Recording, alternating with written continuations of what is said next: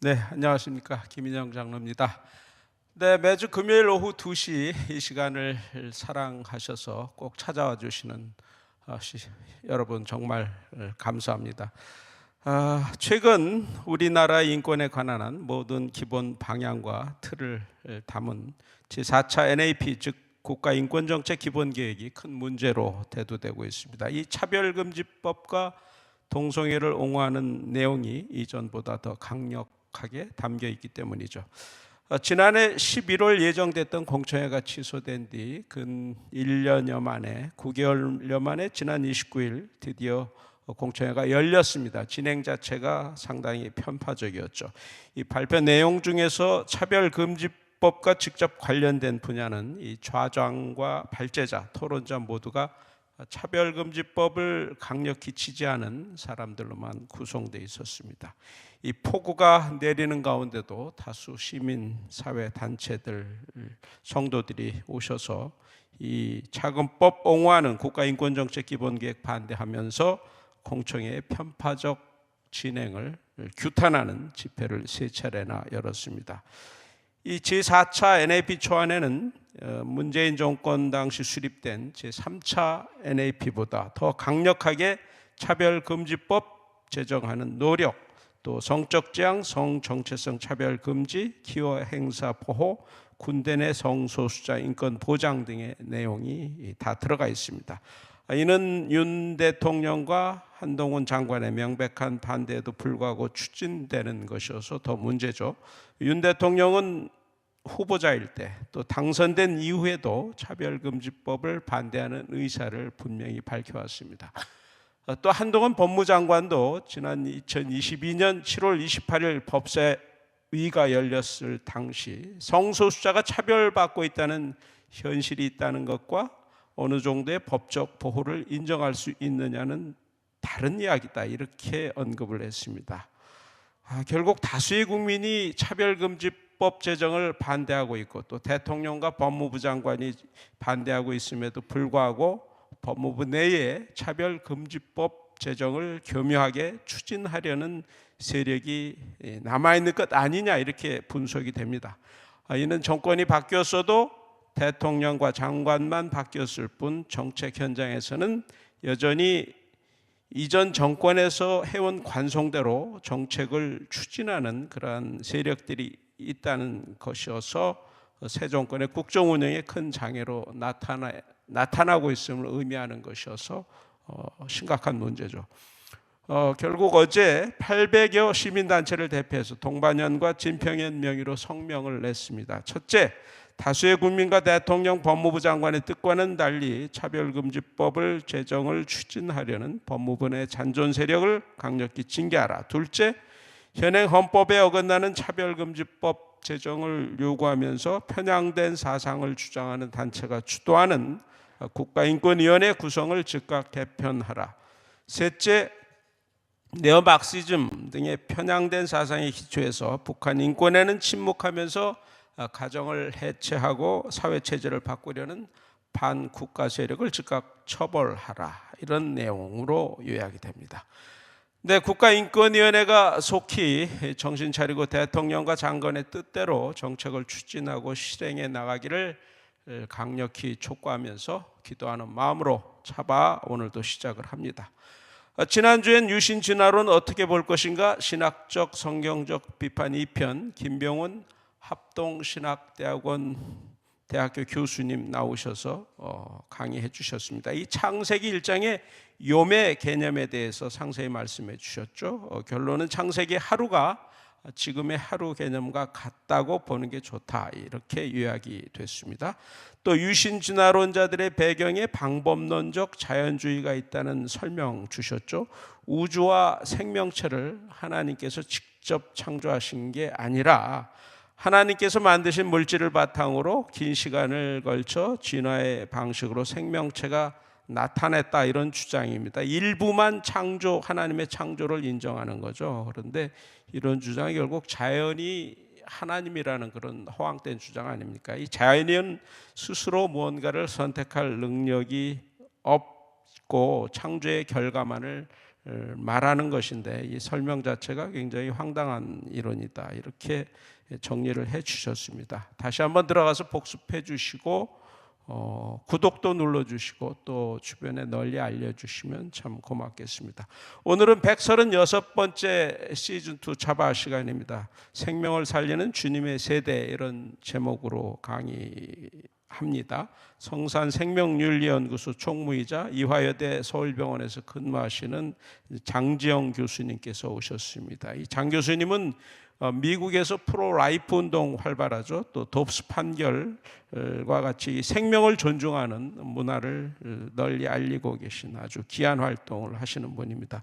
많은 은혜와 함께 지식무장의 시간 되시길 바라면서 장 교수님 모십니다. 예.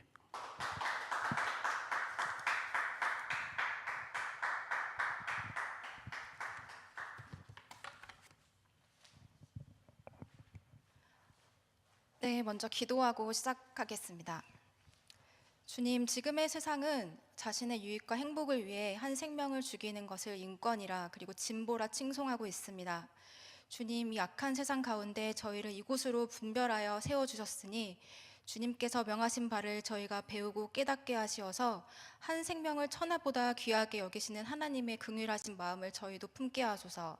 살아계신 우리 주 예수 그리스도의 이름으로 기도드립니다. 아멘. 네, 오늘 이 자리를 통해서 전국에 계신 여러분들 만나뵐 수 있게 돼서 기쁘고 영광으로 생각합니다. 저는 지금 성산생명윤리연구소에서 스탠드 업 폴 라이프라는 프로라이프 온라인 교육 과정을 운영하고 있는데요. 그 과정을 운영하면서 제가 이제 경험했던 것 그리고 연구했던 것들을 오늘 나누고자 합니다. 다음의 순서로 말씀을 드릴 거고요. 일단 본격적으로 시작하기에 앞서서 몇 가지 단어를 살펴보고 시작하겠습니다. 여러분들 생명이라는 단어를 정의해 보라고 하면 쉽게 머리에 정리가 되시나요? 네이버의 어학사전에서 생명이라는 단어를 검색해 보면은 사람이 살아서 숨쉬고 활동할 수 있게 하는 힘, 그리고 여자의 자궁 속에 자리 잡아 앞으로 사람으로 태어날 존재라고 명하고 있는데요. 이 국어사전에는 엄마 뱃속에 있는 태아가 생명임을 정확하게 명시하고 있습니다. 그리고 오늘 자주 등장하게 될 프로라이프, 프로초이스에 대한 단어를 살펴보겠습니다. 영어에서 프로라는 접두사의 뜻은 무엇을 친애하다, 옹호하다라는 뜻인데요. 그래서 프로라이프는 낙태를 반대한다는 의미를 갖고 프로초이스는 낙태를 찬성한다는 의미를 갖습니다. 성경에 보면은 어린 생명들이 순환을 겪었던 여러 가지 시대적 배경이 나오고 있습니다. 우선 이스라엘 백성들이 이집트 땅에서 번성하고 창대한 민족이 되자 바로는 그들의 세력이 더 커질 것을 두려워하여서 이스라엘 민족의 사내 아이가 태어나거든 나일강에 던지라고 명합니다. 아마 이 시기에 엄청난 많은 아이들이 죽었을 것이라 생각이 됩니다. 그리고 이스라엘 백성들은 가나안 사람들의 이방신인 몰렉신을 섬기기 시작하는데요. 몰렉은 멜렉이라는 왕이라는 뜻의 멜렉과 주인이라는 뜻의 바알의 합성어로서 부유함과 행복을 주는 신을 의미합니다. 하나님께서는 이 몰렉에게 자녀를 불태워서 바치는 제사를 하면 반드시 죽여야 한다고 명령을 하셨지만 이스라엘 백성들은 끊임없이 가나안 사람들의 풍습을 쫓아 행합니다. 그리고 그 이후에도 시간이 지나도 이스라엘 사람들은 끊임없이 그 몰렉 신에게 제사를 지내는데요. 특별히 도벳이라는 사당을 건축하고 그곳에서 자녀들을 불에 살랐는데 그곳에 자리가 꽉 차서 더 이상 안치할 자리가 없을 만큼 매장했다고 합니다. 그래서 하나님께서는 그 땅을 죽음의 골짜기라고 명하셨는데요. 이제 가나안 사람들이 세력을 평창하여 이제 북아프리카까지 진출을 하였을 때 그 땅에서 실제로 인신 제사의 풍습이 그대로 남아 있는 어린 아이들의 잔해가 발견되었습니다. 바로 이 밑에서 보시는 이 사진에 나오는 현장인데요. 현재 오늘날의 튀니지에 해당하는 곳으로서 이곳에는 항아리에 불에 타다 남겨진 어린 아이들의 수천 개의 시신의 유골이 남아져 있습니다. 그리고 이제 예수님이 태어나실 무렵 헤롯 왕은 예수님이 자신의 정치 경쟁자가 될 것을 두려워하여 예수님을 없애기 위한 목적으로 그때를 기준하여 동방 박사에게 설명을 들은 그때를 기준하여 2살 아래의 모든 아이들을 죽이도록 명합니다. 하지만 헤롯 왕의 이러한 노력에도 불구하고 하나님의 구원의 역사는 한치도 손상되는 일이 없었습니다. 그리고 우리나라에서 2019년 4월 헌법재판소는 사회적, 경제적 사유가 있는 경우에 여성들의 낙태를 자기 결정권이라는 이름하에 보호해야 된다고 명했습니다. 특정한 시기까지 국가는 생명보호의 수단 및 정도를 달리 정할 수 있다고 했는데요. 굉장히 유식하고 그럴듯한 말로 포장하고 있긴 하지만 이스라엘 백성들이 했던 것 같이 자신의 행복과 유익을 위해 뱃속의 아기를 희생시키는 것은 크게 다를 바 없어 보입니다. 이것은 비단 우리나라뿐만이 아니라 전 세계에서 지금 동일하게 목격되고 있는 사건입니다. 2022년에 WHO는 낙태에 관련한 새로운 가이드라인을 제시했는데 안전한 낙태를 여성과 여아의 기본 건강권으로 인정하고 모든 국가가 낙태에 대한 규제를 철폐할 것을 권고했습니다. 사실상 전체 임신 주기 동안에 모든 낙태를 합법화할 것을 권고하는 내용이었는데요.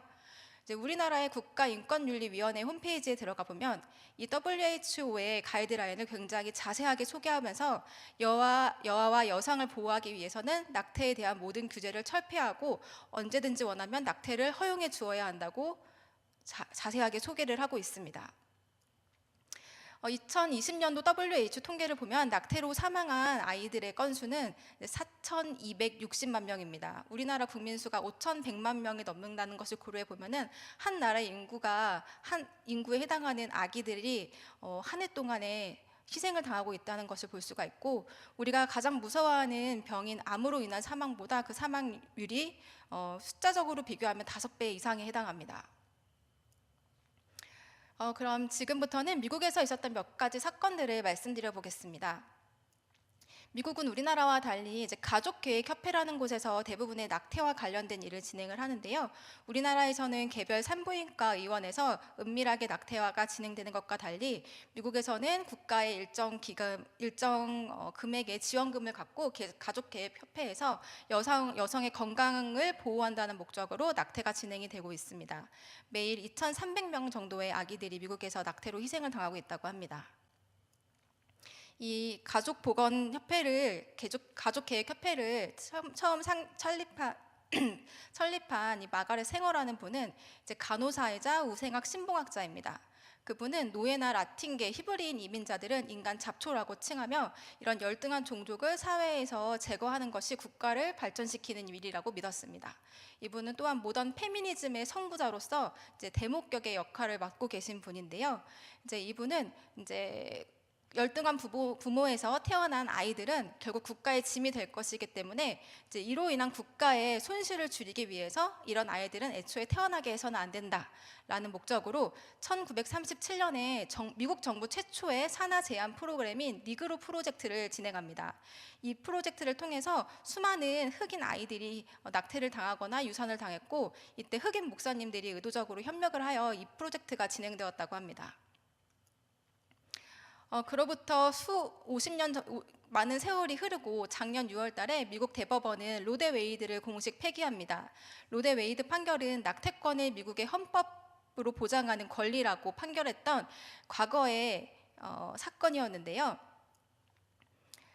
이런 대법원의 판결이 있었음에도 대부분의 미국인은 여전히 이 판결이 부당하고 낙태는 합법화되는 게 옳다고 믿고 있습니다. 이런 상황에서 과연 로데 웨이드는 어떻게 폐기가 되었을 수 있는지 그 부분에 대해서 여러분과 오늘 집중적으로 나누고 싶습니다. 말씀드린 것처럼 1973년에 이제 미국의 연방 대법원은 여성의 낙태권은 사생활권에 포함되는 헌법적 권리라고 인정을 했습니다. 이 때문에 지난 49년간 미국에서는 6,200만 명의 아기들이 목숨을 잃었는데요. 하지만 이 사건에는 당시 원고였던 노마 맥코비라는 여성이 임신 사유를 강간이라고 위증을 했고, 연방 대법원의 대법관의 가족들 중 일부가 실제로 낙태 기관에 근무를 하고 있었으며, 이 여성의 그 사생활권이라는 이 권리는 사실 굉장히 생소했던 법적 용어인데 그것을 억지로 해석하는 과정에서 법리적인 문제를 일으키는 등 매우 많은 문제들을 안고 있었던 판결이었습니다. 미시시피 주에서 2018년도에 주지사가 낙태 금지 기준을 20주에서 15주로 변경하는 법안에 사인을 합니다. 이 법이 통과되고 나서 미시시피 주의 유일한 낙태 시술 기관이었던 잭슨 여성건강기구는 이제 보건장관을 상대로 항소를 하는데요. 이제 이 항소에는 15주 이상의 낙태를 제한하는 것이 위헌인가, 그리고 로데 웨이드 판례는 과연 위헌인가, 이것에 대한 심리를 다루게 되었습니다. 이 소송은 이제 도널드 트럼프 대통령이 즉위하던 시절에 벌어졌던 일인데요. 이제 트럼프 대통령은 사실 과거에는 자기가 프로 초이스라고 인터뷰를 했었지만 공화당의 대선 후보가 되고 난 이후부터는 자신은 프로 라이프고 낙태를 근절하고 생명을 보호하는 일에 앞장서겠다고 공공연하게 말을 했었습니다. 그리고 마이크 펜스 부통령은 미국 역사상 가장 프로 라이프에 헌신적으로 뛰어들었던 정치인 중 한 명인데요. 이분은 정치 석상이나 아니면 일반 행사장에서 상관없이 자기는 프로 초이스며 프로 라이프이며 이것에 대해서 난 철회할 뜻이 없다라고 공공연히 말씀을 하셨습니다. 실제로 트럼프 대통령 당시에는 무분별한 낙태를 제한하기 위한 여러 가지 정책들을 통과시킵니다.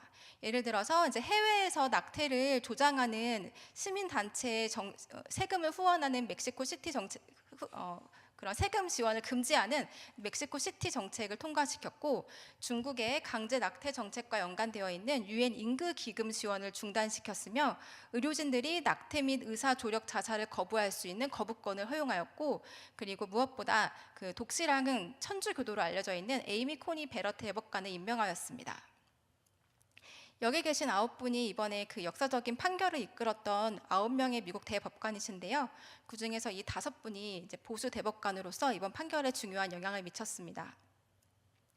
6월에 이제 최종 결과가 나오기 전에 5월에 이분들이 작성한 1차 초안이 유출이 되는 일이 있었는데, 이 유출서에는 로데웨이드 판례는 처음부터 완전히 잘못됐다. 그렇기 때문에 이것은 뒤집어야 될 때가 되었다. 이런 내용들에 대한 요지가 담긴 것이 한 언론사를 통해서 출판이 됐고, 그 이후로부터 이 5명을 향한 공식 공격적인 테러와 그리고 실질 살인 협박이 이어지자 이분들은 거주지를 떠나서 은신처에 도피해 있는 일도 벌어졌습니다. 그리고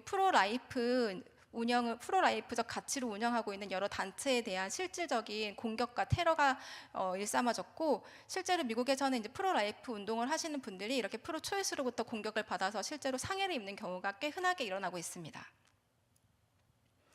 미국에서 이제 로데웨이드가 공식 폐기가 되었기 때문에 이제 각 주는 자신의 주 상황에 따라서 낙태 관련 금지 법안을 마련할 수 있게 되었는데요. 이제 예상되기로는 최대 26개에서 31개 주에서 낙태권을 제한할 움직임을 보이고 있습니다.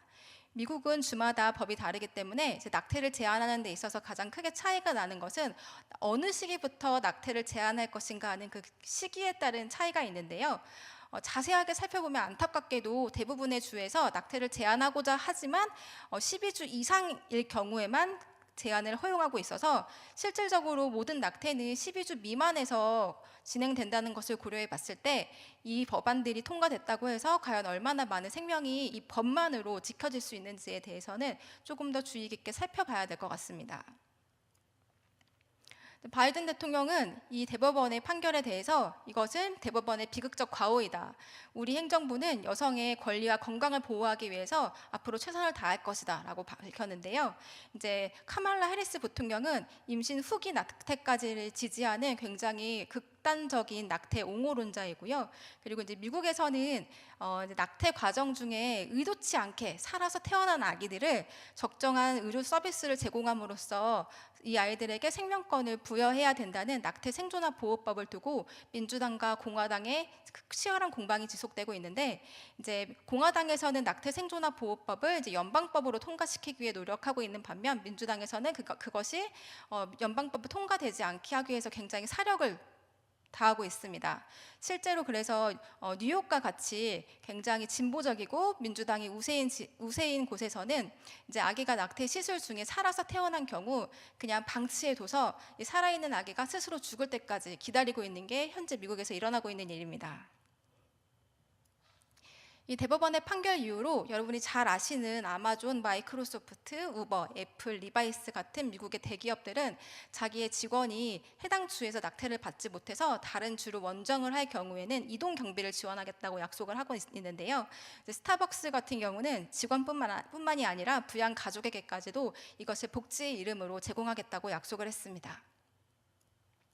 이건 작년에 있었던 일인데요. 이제 캘리포니아의 게빈 뉴섬 주지사가 이제 낙태를 자유롭게 할 수 없는 주에 살고 있는 여성들이 캘리포니아에 오면 우리가 낙태 서비스를 제공해 주겠다라는 광고를 걸면서 거기 성경 말씀을 인용했습니다. 바로 마가복음에 내 이웃을 사랑하는 것이 제일 가는 계명이다. 그렇기 때문에 낙태를 필요하는 여성들이 우리 주에 오시면 우리는 여러분에게 그 사랑을 제공하겠습니다라고 공식적인 그 주 정부 차원의 광고를 내건 것인데요.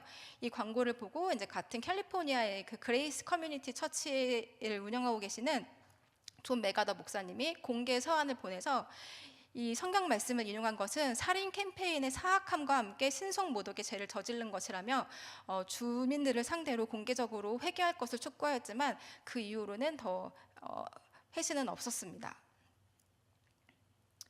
그리고 이제 그 다음으로 살펴볼 것은 이제 약물 낙태에 대한 것입니다. 이제 미국에서는 이제 대법원의 판결이 있고 난 이후부터 이 낙태약에 관련해서 치열한 소송이 오가고 있습니다. 이 낙태약은 그 낙태 시술과 달리 여성이 어떤 방법을 통해서 약을 입수하기만 하면은 아무도 모르게 약을 스스로 복용함으로써 낙태를 시킬 수 있기 때문에 노출의 위험을 줄일 수 있다는 장점 아닌 장점을 갖고 있는데요. 그렇기 때문에 낙태를 반대하는 사람들은 낙태를 제한하는 주에서는 이 약을 더 이상 허용해서는 안 된다라는 입장을 가지고 있고, 반면에 낙태를 찬성하거나 이 낙태약을 만드는 제약회사의 경우에는 마지막 낙태의 권리를 지키기 위한 최후의 보루가 바로 낙태약이다. 이런 접근권을 지키기 위해서 맞불 소송을 진행을 하고 있습니다. 실제로 미국에서는 2000년도에 이제 처음 낙태약이 허용이 되고 나서부터 현재에 이르기까지 그 낙태가 진행되는 비율이 꾸준하게 증가하고 있어서 현재는 50% 이상의 낙태가 낙태약을 통해서 이루어진다고 합니다. 바이든 행정부는 올해 1월에 낙태권을 보장하겠다는 방침으로 FDA를 통해서 이 낙태약의 판매 규제를 완화했는데요. 원래 기존에는 병원에서 의사에게 직접 처방을 받거나 통신약국을 통해서 이 약을 구입할 수 있었는데, 원격 진료를 통해서 약을 처방을 받거나 아니면 일반 약국에서도, 소매 약국에서도 이 약을 손쉽게 구입할 수 있도록 FDA가 허용을 했습니다. 대표적으로 이제 텍사스와 워싱턴에서 이제 치열한 공방이 오갔는데요. 이제 텍사스에서는 낙태를 반대하는 의사 단체들이 이 낙태약을 승인을 철회해달라는 소송을 걸어서 텍사스의 연방 법원에서는 승인 취소를 결정을 내린 반면, 같은 날 워싱턴 주에서는 이 약을 계속 사용해다 단다는 승인 유지 결정을 내렸습니다. 현재 텍사스 주 연방 법원의 결정은 대법원이 판결 효력을 일시 중지한 상태이고, 향후에 이제 이것이 대법원에서 어떤 판결을 내릴지에 따라서 미국에서 낙태약을 얼마나 자유롭게 쉽게 구입할 수 있는지 관건이 될 것 같습니다. 레베카 곰퍼츠라는 여성은 네덜란드 국적의 여성분이신데요. 네덜란드는 낙태를 전면적으로 합법화하는 나라입니다. 이분은 그래서 1998년에 그 파도 위의 여성들이라는 단체를 설립하는데요. 이 단체는 어떤 곳이냐면은 이제 우리 바다 해역 중에 공해가 있습니다. 이제 그 어느 나라의 국가에도 속하지 않는 공해가 있는데, 이 공해상에 떠 있는 선박은 그 선박이 소속된 국가의 법률의 지배를 받는다는 국제법의 내용을 기반해서 공해상의 배를 띄우고 낙태약을 여성들에게 처방해 주는 일을 하고 있습니다. 이분은 이제 미국의 그런 판결이 있기 전부터 앞으로 미국의 여성들이 낙태약을 구하기 어려울 경우에는 언제든지 우리가 그분들을 위해서 낙태약을 보내주겠다라고 약속을 했고요. 여성의 권리가 제한되면 사망과 질병률이 올라간다. 그리고 안전하고 존엄한 임신은 여성의 권리라고 이렇게 말씀을 하고 있습니다. 그래서 낙태가 살인이 아니라 여성 건강을 증진시키기 위한 굉장히 고무적이고 훌륭한 일인 것처럼 포장해서 말을 하고 있습니다. 약물 낙태는 이제 두 가지 약물을 복용함으로써 이루어지고 있는데, 이제 첫 번째로는 이제 미페프리스톤이라고 하는 약을 복용하게 되면 여성 자궁에 이제 내막에 혈류를 공급하는 그런 여러 가지 작용들을 착용시킴으로써 태아가 또는 배아가 영양분이나 산소, 수분을 공급받지 못하고 결국 말라 죽게 하는 약입니다. 그리고 이제 이 약을 먹은 후 한 24시간에서 36시간 뒤에 미소프로스톨이라는 약을 이제 추가로 복용을 하게 되는데요.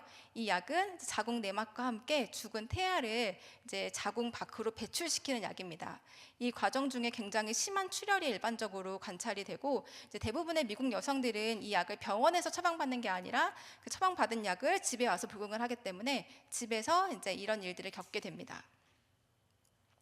이 약은 이제 대부분의 이 약을 복용한 여성들이 한 2주 정도의 출혈을 겪게 되고 8%는 이제 30일 이상 출혈을 겪는 경우도 있습니다. 그리고 이게 특별히 어떤 의사의 진단이나 초음파 검사 없이 그냥 처방이 되고 있는 약이기 때문에 여성의 건강 상태를 정확하게 파악하지 않은 상태에서 이 약을 먹은 경우에는 사망을 일으킬 수도 있고, 그리고 임신 주수에 따라서 실패율이 굉장히 기하급수적으로 올라가는데요. 전 세계적으로 이 약은 굉장히 안전한 약으로 지금 모두 인식하고 있는 상황입니다. 실제로는 그렇지 않지만 많은 사람들이 이 약을 안전한 약이라고 생각하고 그 건강한 낙태를 위해서 이 약을 전 국가가 허용해야 된다, 이러는 게 세계적인 추세입니다. 우리나라의 경우에는 2021년 7월에 현대약품이 이제 미프즈미소라는 낙태 약물을 허가해달라는 신청을 냈었는데요. 당시 이제 문재인 정권의 식약처와 그리고 민주당 여성 의원들 그리고 여성 단체들은 이 약의 허가를 위해서 굉장히 큰 노력을 기울였지만 이제 산부인과 의사회와 이제 좁혀지지 않는 의견 대립 등으로 인해서 결국 현대약품이 이거 자진 철회를 하게 됩니다. 그래서 아직까지 우리나라에서는 합법적으로 약물 낙태를 할 수가 없는데요. 하지만 인터넷에 조금만 검색을 해보면은 이제 온라인 약국을 통해서 여성들이 이 약을 구할 수가 있고, 이제 대부분의 인터넷 블로그나 그리고 뉴스에는 이 낙태약을 안전한 약이기 때문에 우리나라에서도 여성들을 위해 하루빨리 허용을 해야 된다라는 의견이 거의 90%, 낙태약을 검색하면 90%의 이상의 내용이 이런 내용들로 가득 차 있습니다. 다음은 이제 그 로데웨이드 판결을 폐기하기까지 이제 미국의 교회와 프로라이프 활동 단체들은 어떤 일들을 하고 있었는지 여러분들께 말씀드리고자 합니다. 이 일은 괜히 그냥 어느 날 하루 아침에 눈 뜨고 일어나 보니 일어난 일들은 아니고요. 각양각계의 교회 지도자들과 일반 성도들 그리고 프로라이프 활동 단체들이 유기적으로 협력해서 50년 동안의 기도와 눈물의 땀을 쏟은 곳입니다. 이분들이 이 판결을 역전시키기 위해서 해마다 이렇게 광장에 모여서 국가를 위한 회개와 중보 기도를 했고, 그리고 연례 행사들을 통해서 일반 시민들에게 끊임없이 프로라이프의 가치를 알리기 위해서 노력을 매진해 왔습니다. 미국에서 이제 낙태 문제는 이제 공화당과 프로라이프 활동단체 그리고 복음주의 기독교, 그 중에서도 남침례교가 굉장히 중요한 역할을 맡고 있는데요.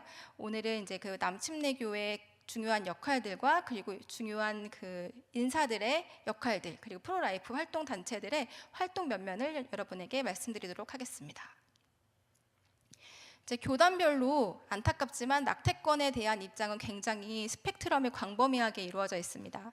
이제 남침례교 같은 경우는 그 중에서도 낙태를 전면 반대하는 굉장히 이제 보수적인 입장에 속해 있고요.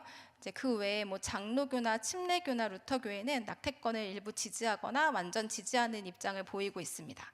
아마 차별금지법의 내용도 이 교단별로 크게 여기 나와 있는 표와 다르지 않을 거라 생각이 됩니다. 남침례교는 미국에서 가장 큰 개신교단이고 전체 복음주의 기독교 평균과 비교했을 때 대부분의 낙태는 불법이어야 한다, 그리고 성경을 문자대로 믿는다라고 믿는 성도들의 비율이 압도적으로 높습니다. 그래서 이렇게 문화, 신학적으로 보수적인 색깔을 가지고 있고요. 1971년부터 낙태에 대해서 남침례교는 정기적인 결의안과 그리고 특별한 이슈들이 생길 때 특별 결의안을 발표해 오고 있습니다.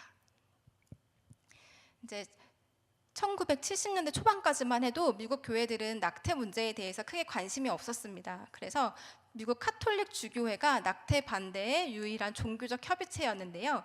안타깝게도 남침례교는 1971년과 74년에는 낙태를 허용하는 입법을 만들어야 된다, 낙태 찬성을 촉구하는, 합법화를 촉구하는 입법 옹호안에 대한 결의안을 발표를 합니다.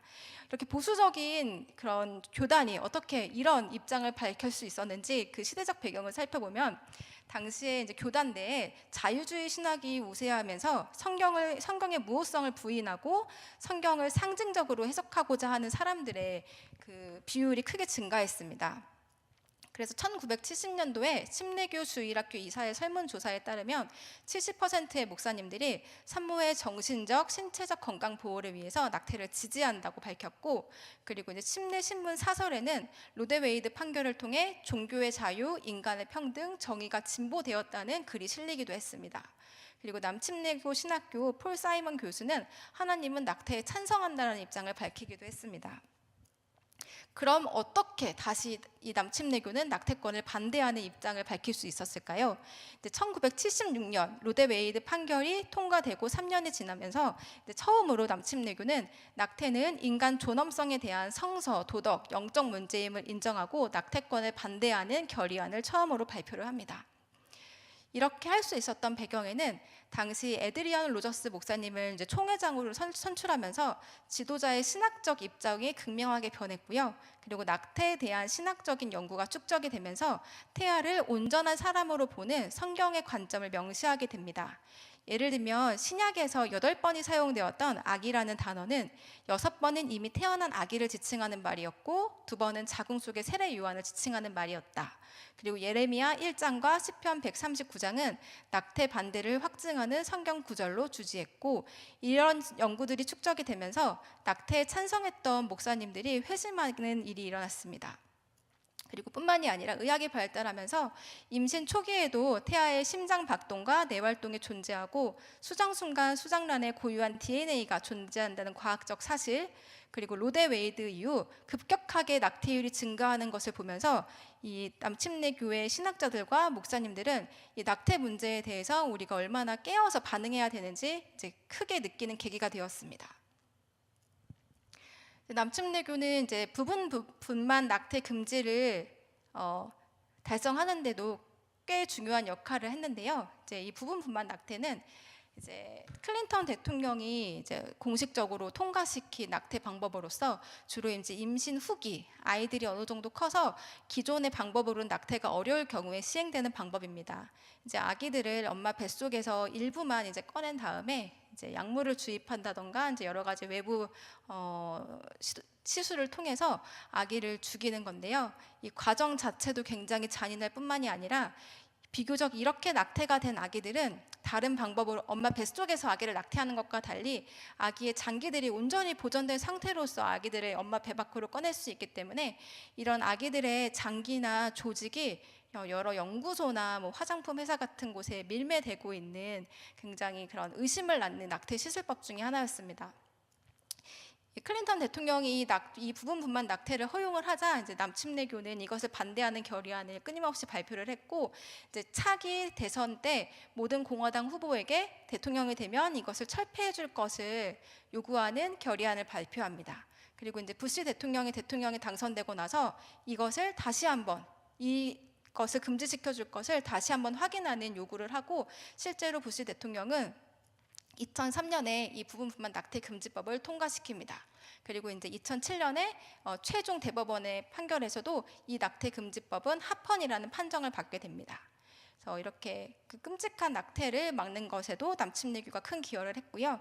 그리고 2003년에는 로데 웨이드 30주년 결의를 맞이해서 과거 성경에 위배되는 낙태를 동의했던 것을 반성을 하고 향후 우리는 로데 웨이드 폐지를 위해서 지속적인 행동을 해 나아갈 것이며, 낙태 문제뿐만이 아니라 줄기세포 연구 그리고 인간과 동물의 하이브리드를 만드는 그런 비윤리적인 것들에 대해서도 끊임없이 관심을 갖고 행동을 할 것을 결의를 하게 됩니다.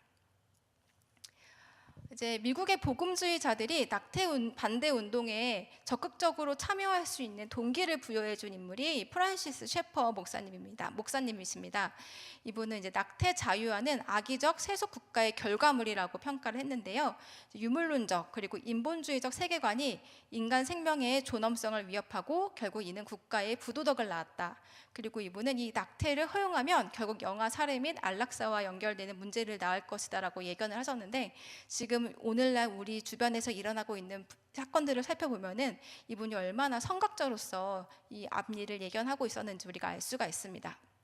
그래서 이분은 이것을 해결하기 위해서 우리 크리스천은 가정의 가치를 회복해야 되고, 그리고 유물론적 세계관이 정부와 법을 도구로 자신의 목적을 달성하려고 할 때는 우린 시민 불복종 같은 적극적 행동을 통해서 대응해야 된다.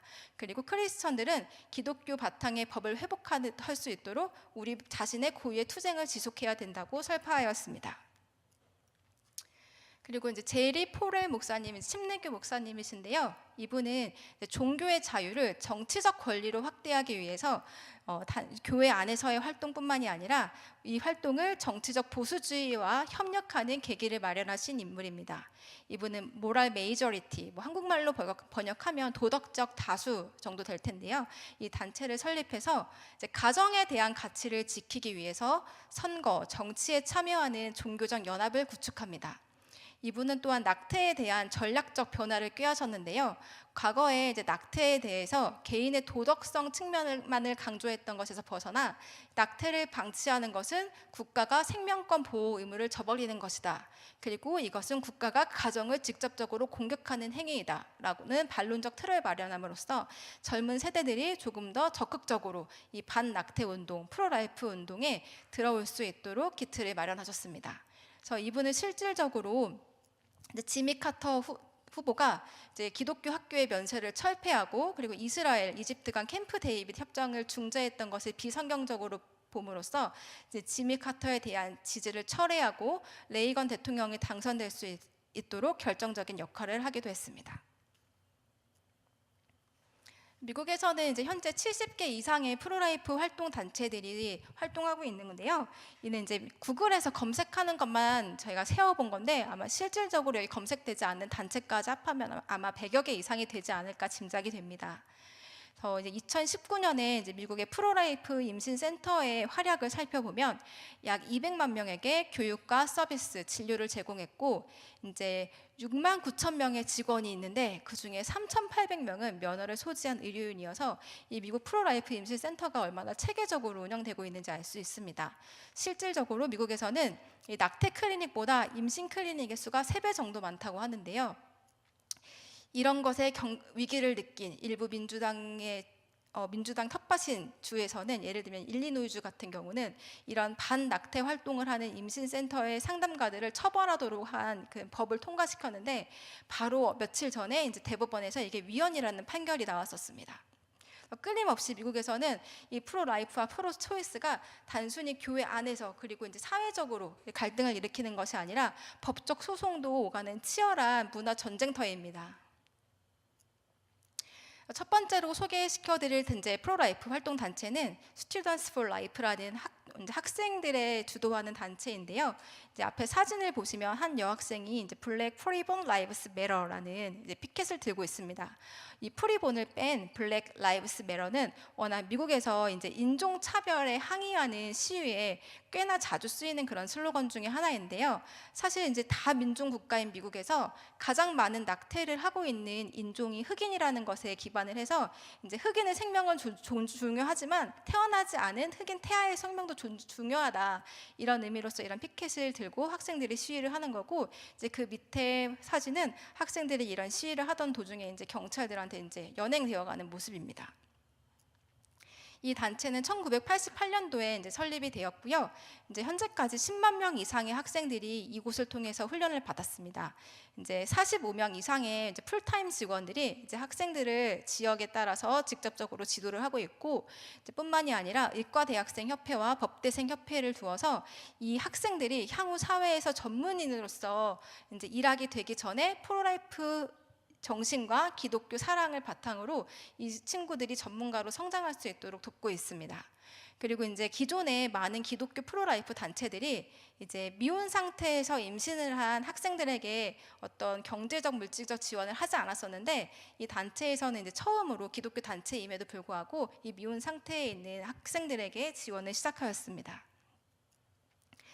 이거는 이제 2017년도에 이 단체 학생들이 이제 미국의 국회의사당에서 이제 가족계획협회에 대한 세금 지원을 중단하라고 20만 개 정도 되는 아기 양말을 이제 전시했던 행사였고요. 그리고 이제 미국에서는 이제 뭐 좋은 대학, 뭐 중위권 대학, 어떤 대학 다 상관없이 뭐 하버드, 예일, 뭐 브라운 대학, 이제 모든 대학에서 1년에 한 번씩 성주간 행사를 개최를 합니다.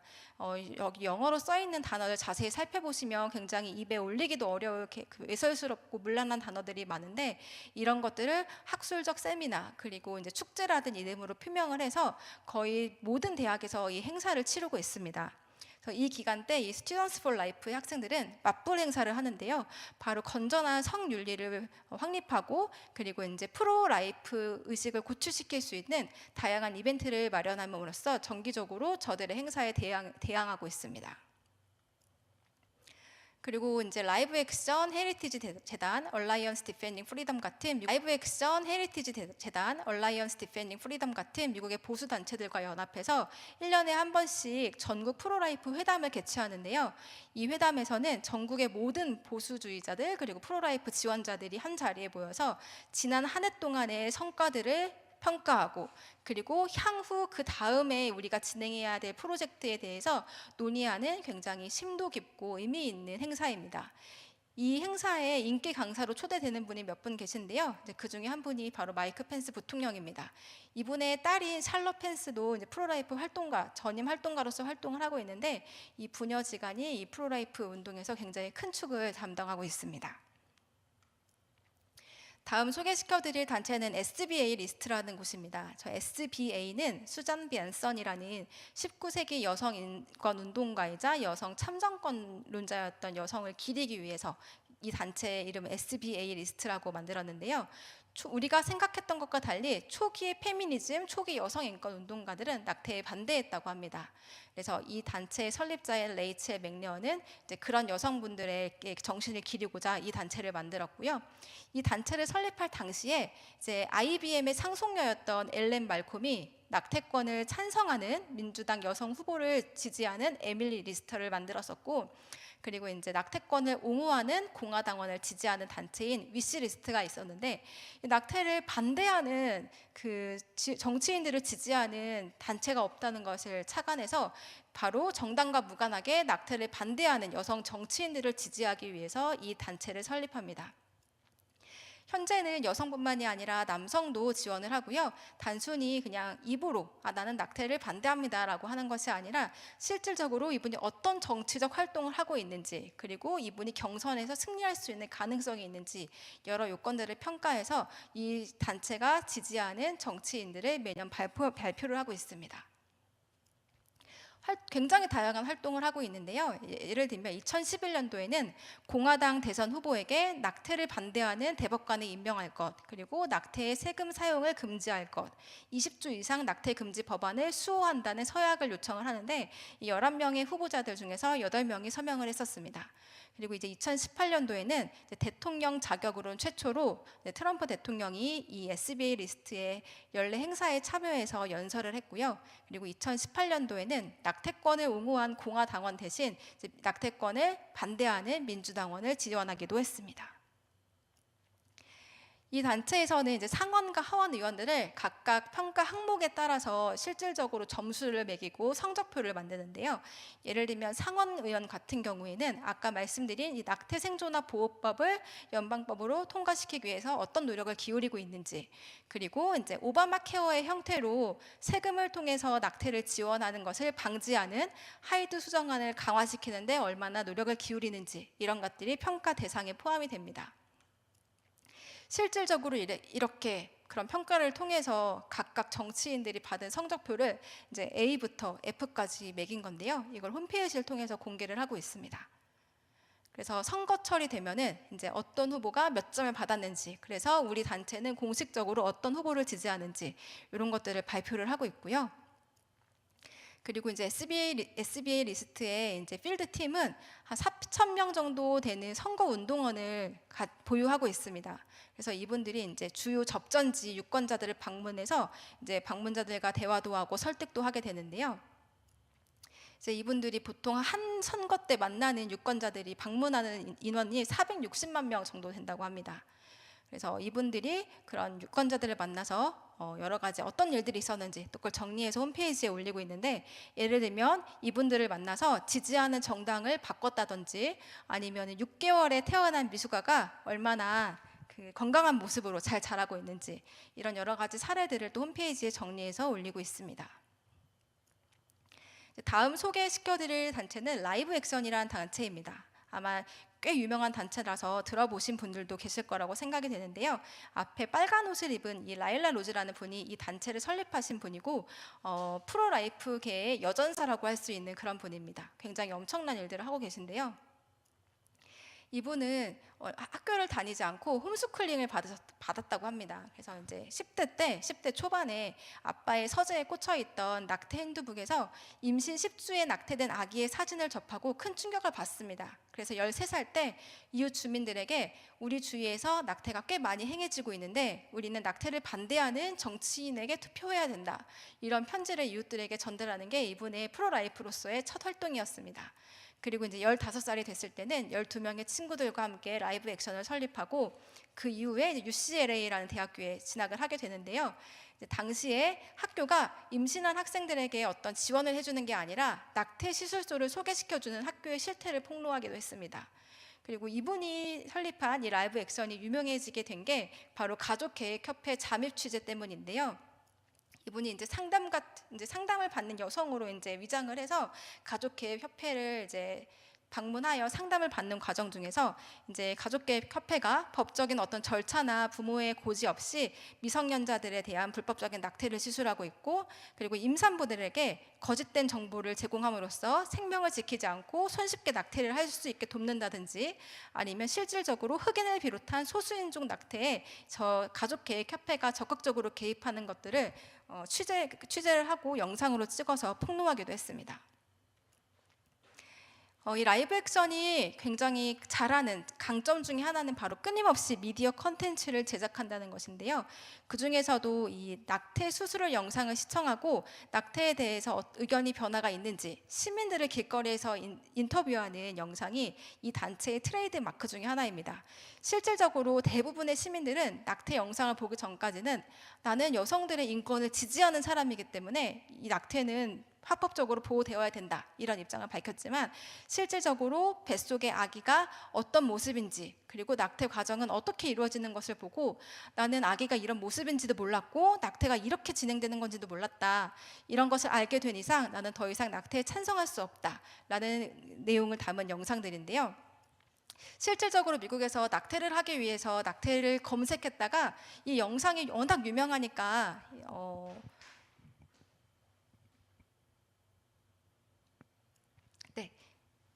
이 영상이 워낙 유명하니까 이제 낙태를 하기 위해서 낙태라는 단어를 검색했던 여성분들이 이 영상을 의도치 않게 보고 나서 낙태를 포기하고 생명을 선택했던 사례들이 많이 있다고 알려져 있습니다. 그리고 사례 발굴 영상들을 만들고 있는데요.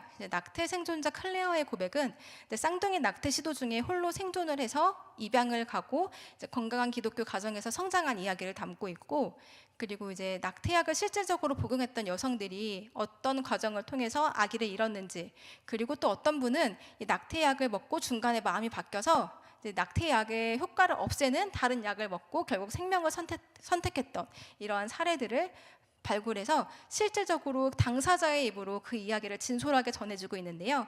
이러한 사례 발굴 영상은 단순히 우리가 교육적인 목적으로 만드는 영상보다 우리들의 마음을 더 깊게 감동을 주고 영향력을 미칠 수 있는 좋은 방편이라고 생각이 됩니다. 그리고 이제 굉장히 민감한 이슈들, 예를 들면 태아는 사람인지 아닌지, 강간당했을 경우에는 어떻게 해야 되는지, 아기가 치명적인 장애나 질환이 있을 때는 어떻게 해야 되는지, 선뜻 대답하기 어려운 이런 이슈들에 대해서 명확하게 우리는 어떤 입장을 가져야 되는지 프로라이프 변론 변증 파트를 통해서 우리들에게 이제 공부할 수 있는 영상들을 제공해주고 있습니다. 아까 말씀드린 대로 이제 낙태와 장기 조달 실태에 대한 이제 여러 가지 폭로 영상들을 만들기도 하고요. 그리고 이제 프로라이프 도서, 우리나라에는 굉장히 아직 그 저변이 미미한데요. 이제 미국에는 이제 생명 존중하는 이 프로라이프 도서가 굉장히 활발하게 출판이 되고 있습니다. 그런 도서나 이제 의류 스티커와 같은 굿즈 제작에도 힘쓰고 있고, 그리고 이제 온라인 프로그램인 라이브 액션 대사 프로그램을 운영하고 있습니다. 이제 오프라인에서 교육을 받기가 실질적으로 굉장히 어려운 것을 감안해서 이제 사람들이 온라인에서 훈련을 받으면 이제 지역에 같은 훈련을 받았던 사람들과 네트워킹을 형성해 줌으로써 이 라이브 액션의 각종 프로젝트를 효율적으로 달성하기 위해서 이런 훈련 과정을 운영을 하고 있습니다. 지금까지 이렇게 미국의 사례들을 보시면 미국 정말 부럽긴 한데 내가 할 수 있는 일은 아직 없을 것 같다. 용기 내서 피켓팅까지는 해봤는데 그 이상 뭘 할 수 있을지는 잘 모르겠다. 그리고 하고는 싶은데 혼자 할 용기는 없다. 같이 할 친구가 있으면 좋겠다. 아마 여러 가지 생각이 드실 거라 짐작이 됩니다. 그래서 다음에는 그럼 우리는 무엇을 해야 될지 조금 더 현실적인 방안을 말씀드리고자 합니다. 저희 성산에서는 이제 스탠드 포 라이프라는 그 온라인 교육 프로그램을 운영하고 있는데요. 그 생명을 위해서 배우고 행동하자를 비전으로, 그리고 지식과 지혜를 겸비한 프로라이프 활동과 양성을 미션으로 하고 있습니다. 2021년에 시작해서 현재까지 이제 11기가 운영이 되고 있고요. 그 차별금지법과 이제 낙태법을 막기 위해서 이제 굉장히 물심양면으로 애쓰고 계시는 이제 국민의힘 삼선 의원이신 조혜진 의원님이 고문으로 수고해주고 계십니다. 다음 과정을 이제 7주 동안 배우시게 되는데요. 100% 무료입니다. 그리고 이제 특별히 아까 말씀드린 굉장히 민감한 이슈에 대해서 자세하게 공부하실 수 있고요. 그 위에 보이는 사진에 나오는 아기는 실질적으로 이제 미국에서 엄마가 이제 강간을 당해서 임신을 했는데 아기를 포기하지 않고 생명을 택해서 지금 이렇게 예쁘게 커가고 있는 아기의 모습입니다. 일주일에 한 번, 그러니까 주일 저녁에 이제 온라인 미팅을 하고 이제 7주 동안의 과정을 모두 다 100% 완료하신 분들께는 저희가 프로라이프 빌더로 임명을 해드리고 있습니다. 그래서 위에 보시는 이제 카드들은 임명되신 프로라이프 빌더 분들이 이 교육을 받고 무엇이 달라졌는지 소중한 그런 후기를 나눠주고 계시고요. 저희가 이제 교육만 무료로 시켜드리는 게 아니라 이거를 잘 완료하신 분들께는 이제 소정의 상품도 드리고 있습니다. 그리고 현재까지 이제 한 100여 명 정도의 프로라이프 빌더가 이제 배출이 됐는데요. 안타깝게도 이제 성비 불균형이 매우 심합니다. 여성분들이 거의 4배 이상 되고 계셔서 남성분들이 조금 더 분발을 하셔야 되지 않을까 싶고, 연령별은 이제 20대와 50대까지 이제 고루 분포가 되어 있고, 그리고 이제 지역별로는 이제 서울과 수도권이 아직은 가장 많고요. 그 외에 이제 충청과 부산, 울산 쪽에서도 많은 분들이 관심을 갖고 참여해주고 계십니다.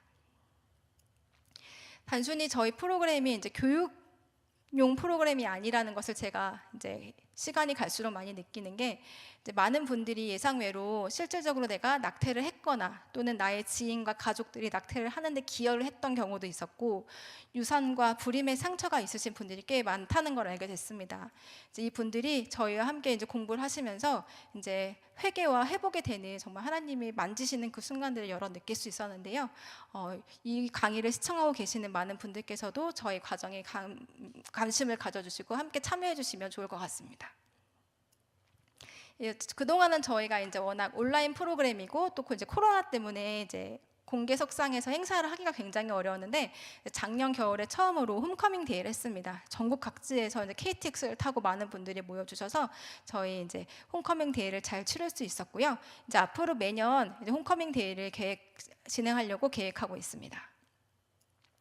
그래서 그럼 프로라이프 빌더로 임명되신 분들은 그럼 이제 어떤 활동을 하는지 보시면, 저희가 이제 저희 과정을 이수하시는 동안에 여러 가지 숙제를 내드려요. 이제 그 중에 하나가 이제 글쓰기가 있거든요.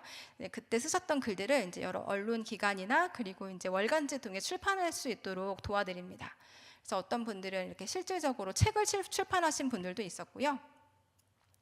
그리고 저희와 함께 공부하셨던 내용을 바탕으로 이제 학교나 그 교회의 이제 선생님으로 나아가서 이것들을 강의에 활용하시기도 했고, 그리고 이제 거제에 계시는 한 프로라이프 빌더님께서는 이제 초등학생 아들의 친구를 집에 초청해서 저희가 이제 제공했던 자료와 이런 것들을 잘 정리해서 아이들에게 생명 교육을 시키고, 그리고 직접 만든 저 프로라이프 티를 또 선물로 나눠주고, 그런 일들을 지속해 오고 계십니다. 사실 생각해보면 배운 것을 어떻게 응용하는지는 굉장히 무궁무진할 것 같아요. 그래서 한번 배워보시면 여러분들도 많은 생각을 갖게 되실 겁니다. 그리고 이제 40일 기도 캠페인을 비롯한 여러 가지 이제 거리 피켓팅 활동에도 참여를 하고 계시고, 이건 이제 저희가 만든 생명 카드인데요. 사실 저희가 열심히 공부했는데 하루 이틀 지나면 잘 기억이 안 나는 게 현실입니다. 그래서 저희가 이 생명 카드를 명함 사이즈로 제작을 해서 지갑이나 핸드폰에 끼고 다니면서 이것들이 필요할 때 바로바로 이제 꺼내서 나도 보고 그리고 다른 이웃들에게도 보여줄 수 있도록 이런 교재들을 지금 계속 만들고 있고요. 그리고 성산에서는 이제 지난 대선 때부터 이제 후보자 대상으로 생명 존중 인식도를 조사하고 있습니다. 아직까지는 이제 정치인들의 참여와 관심도가 저조하고 시작 단계이긴 하지만 이제 앞으로는 우리나라도 SBA 리스트가 하는 것처럼 이 정치인들에게 유권자들이 생명에 대해서 얼마나 큰 관심을 갖고 있는지 끊임없이 알림으로써 우리가 어떤 한 후보자를 선택할 때 있어서 이 프로라이프 의식과 행동이 중요한 그런 기준이 되는 때가 오기를 소망을 합니다. 프로라이프 운동은 단순히 낙태를 반대하는 운동일까요? 아닙니다. 바로 낙태를 반대하는 것뿐만이 아니라 성경적 세계관으로 무장해서 하나님이 부여하신 인간의 존엄성을 지키는 모든 활동을 말합니다. 그렇다면 프로라이프 운동의 가장 큰 장애물은 무엇일까요? 프로 초이스 그룹일까요? 바로 낙태에 대한 무관심입니다. 왜냐하면 무관심한 분들은 기존에 어떤 법이 존재하는지 알아보고 싶은 의지도 없고, 그리고 막연히 나는 좋은 사람이고 싶고 여성의 인권을 존중하는 착한 사람이고 싶기 때문에 법에 저항할 힘도 없습니다. 그래서 막연히 스스로를 프로 초이스라고 인식을 하게 되는데요. 친구 따라 강남 간다는 말이 있는 것처럼 미국에서는 친구 따라 프로라이프가 되고 있습니다. 우연히 친구를 통해서 프로라이프를 알게 된 어린이들, 청년들이 이것을 보고 나니 그 꿈틀거리는 그 마음의 감동과 열정을 주체할 수가 없어서 더 열심히 배우고 더 열심히 이런 활동에 참여하고 또 다른 친구를 이곳으로 초대하고, 이런 선순환을 통해서 미국의 프로라이프 단체들이 지금 굉장히 많은 젊은 MZ세대들로 진행이 되고 있는데요. 이런 미국의 사례를 우리나라에도 벤치마킹을 해야 된다고 생각합니다. 그리고 이제 이런 청년들을 교육할 때 단순히 낙태는 나쁜 거야, 낙태는 살인이야, 이렇게 우리가 답을 정해서 알려주는 게 아니라 실질적으로 자궁 속 태아는 어떤 과정을 거쳐서 성장해 나가는지, 그리고 낙태는 어떤 과정으로 이루어지고 낙태된 아기의 모습은 어떤지, 그리고 초미숙아가 지금 의학의 발달로 얼마나 성공적으로 생존할 수 있는지, 이런 것들의 사례를 구체적으로 알려주는 게 굉장히 중요한데요. 이 옆에 보시는 사진은 이 아기가 처음에는 이제 볼펜보다 조금 더 큰 21주에 태어난 미숙아였는데, 당시에 이제 의료진들은 살 가능성이 이제 0%다. 그래서 아기를 포기하라고 부모한테 말했지만 이제 부모님이 아기를 포기하지 않고 결과적으로 이제 지금 이렇게 예쁘게 잘 성장하고 있는 모습, 이런 것들을 젊은이들에게 보여주면 굉장히 큰 도전을 받습니다. 그럼 이제 구체적으로 어떤 일을 시작해 볼까요? 일단 여러분은 공부를 하셔서 남을 줘야 합니다. 그러기 위해서는 서플에 등록, 스탠드 업 포 라이프에 등록을 하셔야겠죠. 왜 공부를 해야 되냐면 요즘은 양심이 무뎌진 시대이기 때문에 단순히 그거 하면 안 돼, 나쁜 거야 라고 말해주면 아무도 귀 기울이지 않습니다. 왜 하면 안 되는지 1번부터 10번까지 구구절절히 알려줘야지 사람들이 납득을 합니다. 그래서 여러분들은 첫 번째로 공부해서 남주기를 실천을 하셔야 되고요. 그리고 두 번째로는 안 해본 일에 도전해봐야 됩니다. 사실 많은 분들이 이제 피켓팅에 주저하는 이유가 남들이 날 이상한 눈으로 보는 게 싫어서, 이제 그리고 괜히 원치 않는 시비가 붙을까봐, 이런 것들을 이유로 말씀하시는데, 실제로 피켓팅에 참여해 보시면 얼마나 우리한테 무관심한지, 그리고 그 무관심이 얼마나 내 마음을 상처가 되는지 아마 경험해 보실 수 있을 겁니다. 그리고 또 많은 분들이 이제 SNS 활동, 특히 크리스천들이 SNS 활동하는 것을 굉장히 꺼려하시는데요. 하지만 대부분의 젊은이들이 정보를 얻는 곳이 바로 이 SNS입니다. 유튜브의 쇼츠나 인스타그램, 이런 굉장히 짤막한 자료를 통해서 젊은 친구들이 자료를 얻고 정보를 얻기 때문에 프로라이프 활동을 알리기 위해서는 여러분들도 온라인 전사가 돼서 SNS 활동을 시작하셔야 됩니다. 그리고 용기를 내서 교회 안에서 소그룹을 만들어 보시기를 추천을 드립니다. 그냥 너무 자연스럽게 처음부터 막 엄청난 주제를 꺼내는 게 아니라 내가 최근에 이런 강의를 들었어, 이렇게 짧게 시작하는 그 한마디가 바로 여러분의 교회 안에서 프로라이프를 알리고 생명을 존중하는 그 신앙을 성장시킬 수 있는 계기가 될 거라고 생각을 합니다. 그리고 세 번째로는 지갑을 여셔야 되는데요. 우리의 사랑은 따뜻한 말만으로는 충분하지가 않습니다. 여러분이 실질적으로 지갑을 열어서 이제 미국처럼 피부 프로라이프 임신 지원 센터에 물질적 후원을 하셔야 됩니다. 우리나라에 이제 기독교적 신앙을 가지고 이제 임신 지원 센터를 운영하시는 분들이 작지만 많이 있으십니다. 이분들이 아직까지는 그 물질적 지원이 굉장히 미미하기 때문에 단체를 운영하는 데 많은 어려움을 겪고 계신데요. 여러분들의 지갑을 열어서 실질적으로 사랑을 증명해 주실 것을 추천을 드립니다. 그리고 정책과 입법 과정에 적극적으로 참여를 하시기 읽도록 추천을 드리는데요. 조혜진 의원님의 말씀에 따르면 그 지역구 의원에 찾아가서 민원을 넣는 게 생각보다 꽤 강력한 힘이 있다고 합니다. 그래서 여러분이 잘 공부하셔서 지역구 의원을 찾아가서 이제 민원을 넣거나 아니면 만나기 어려운 경우에는 이제 보좌관들에게 전화로 민원을 넣는 것, 이런 것들 해보시기를 추천을 드리고요. 그리고 이제 마지막으로 생명윤리는 성윤리와는 뗄래야 뗄 수 없는 관계에 있기 때문에 여러분은 헌신과 사랑에 기반한 성윤리를 확실하게 확립을 하셔야 합니다. 예수님께서 이제 말세에 고통하는 때가 이르면 세상이 어떻게 변할 것인지를 저희한테 미리 말씀을 해주셨는데요. 여기에 있는 모든 내용들이 아마 우리가 요즘 보고 있는 현실인 것 같습니다. 그런데 이렇게 악한 세상에서 살다 보니까 우리 크리스천들도 같이 사나워지고 언제든지 싸울 준비가 되어져 있고 분노하고 쉽게 분노하는 일들을 흔히 보지 않나, 그리고 나조차도 그런 모습을 갖고 있지 않나 생각이 드는데, 잘 생각해 보시면 우리의 이 선한 싸움은 사람을 상대로 이기기 위해서 하는 것이 아닙니다. 우리의 싸움의 상대는 보이지 않는 영적 권세라는 것, 그렇기 때문에 우리가 누군가를 공격하고 정죄하는 그런 것들은 자제하고 우리의 신앙과 우리의 사랑을 잘 드러낼 수 있는 여러분들의 따뜻한 마음이 충분히 드러날 수 있게, 특히 이 생명 존중 활동, 프로라이프 활동에서는 그게 너무나 중요합니다. 그런 것들을 유념을 해주시고, 하지만 교회 내에서는 매우 정확한 언어로 설명을 하셔야 합니다. 두루뭉실하게 교회에선 설명하시면 안 되고요. 그래서 다음에 보시면 어떤 말들을 사용하는 게 좋을지 몇 가지 예시를 갖고 왔는데, 요거는 이제 일반 대중을 상대할 때, 프로라이프가 뭔지 잘 모르는 분들을 상대로 할 때 쓰시면 좋은 말들과 나쁜 예시입니다. 낙태는 살인입니다. 성경이 말하기를 당신이 낙태를 하면 살인자입니다.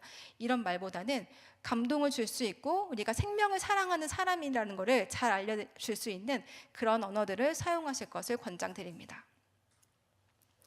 다음 이제 한국의 프로라이프 단체들, 작지만 이제 많은 단체들이 성장하는 과정 중에 있고, 그리고 이제 막 시작하려는 단계에 있습니다. 여러분들 여기 있는 단체들 잘 기억해 두시고 어떤 단체를 도울지 한번 생각해 보시는 것도 좋을 것 같고, 그리고 끊임없이 이 단체들의 기도와 그리고 물질적 후원으로 함께 해 주실 것을 부탁을 드립니다. 그래서 이제 마지막에 제가 갖고 온 사진은 이 여성의 이런 캐치프레이즈 사진은 워낙에 이제 여성 해방론자들이 여성의 강인함을 이제 홍보하기 위해서 이제 70년대, 60년대 그때 사용했던 그런 이미지인데요. 이제 진정한 여성 인권은 어떤 그 강인한 여성은 뭐든지 할 수 있어, 이걸 주장하는 것이 아니라 여성과 아기와 생명을 보호하는 것이 바로 진정한 여성을 지키고 보호하고 인권을 존중하는 일이다. 이제 그런 문구가 굉장히 마음에 와닿아서 여러분과 이제 함께 나누기 위해서 가지고 왔고요. 이제 2019년도에 헌법재판소의 판결 이후에 이제 아직까지 우리나라에는 대체 입법이 마련되지 않아서 입법 공백 상태에 머무르고 있습니다. 이제 이 나라에 생명을 살리는 선한 법이 세워지고, 그리고 이제 교회 안에서뿐만이 아니라 이 프로라이프 운동이 하나의 큰 문화로 미국과 같이 성장할 수 있도록 여러분께서 큰 관심을 가져주시고, 그리고 정말 그 동성애를 하나님께서 미워하시는 것만큼 뱃속에 자녀를 죽이는 것이 하나님이 얼마나 가증히 여기시는 일이신지, 그리고 그것들이 범람하는 땅을 하나님이 반드시 심판하신다고 말씀하셨던 것을 우리가 꼭 기억하고 함께 이 일에 전진해 나가시길 간곡히 부탁을 드립니다. 네, 그러면 오늘 강의는 여기까지이고요. 이제 마지막으로 기도하고 마치도록 하겠습니다. 주님, 이 악한 시대에서 혈기와 분노로 세상을 상대하는 것이 아니라 우리가 늘 주의 편에 서기를 결단하고 믿음의 선한 싸움을 감당할 수 있는 사람들이 되게 하여 주시옵소서. 그리하여 저희를 생명을 지키는 주님의 거룩한 세대로 세워주셔서 이 땅에 생명을 사랑하는 법이 세워지고 주님의 사랑을 온 천하에 드러낼 수 있는 주의 백성들로 주님께서 분부하신 그 사명을 온전히 감당하고 주님 오실 길을 예비하게 하여 주시옵소서. 살아계신 우리 주 예수 그리스도의 이름으로 기도드립니다. 아멘. 네, 감사합니다.